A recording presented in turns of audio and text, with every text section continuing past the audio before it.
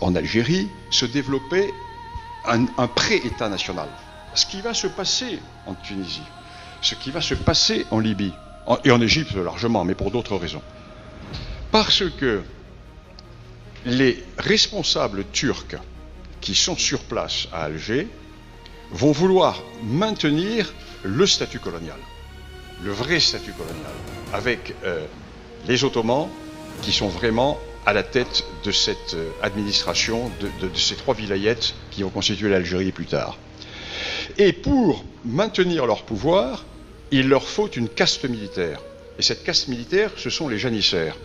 Il va y avoir à peu près 4 à 5 000 janissaires qui vont tenir une partie de l'Algérie alliée à un certain nombre de tribus qui vont être les tribus qu'on appelle les tribus marsennes. Et le recrutement des janissaires se fait en Turquie. On ne recrute pas des janissaires au Maghreb. Le janissaire, c'est un Européen. Le janissaire, c'est un Slave, c'est un Serbe, c'est un enfant kidnappé, qu'on enlève dans les zones chrétiennes qui sont contrôlées par les Turcs. Un garçon sur 4 doit être donné pour former les janissaires. Ils sont enlevés à leur famille, ils sont élevés, et on a fait la troupe d'élite des janissaires. Et le regroupement des janissaires se fait dans ces zones. Et non pas au Maghreb. Ce qui fait que le pouvoir turc d'Alger dépend toujours étroitement de Constantinople, parce que c'est Constantinople qui lui envoie cette force militaire. Ce qui fait que ce premier point va empêcher la naissance d'une élite pré-nationale.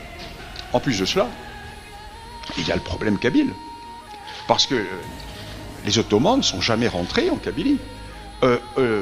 Entre la direction turque d'Alger et la direction turque de Constantine, il faut passer soit par la mer, soit en achetant le droit de passage aux tribus kabyles qui ne laissent pas passer les Turcs. Donc, il n'y a pas du tout d'évolution vers un État pré-national. Et puis vont arriver les Français. Alors j'allais dire que là c'est le summum, parce que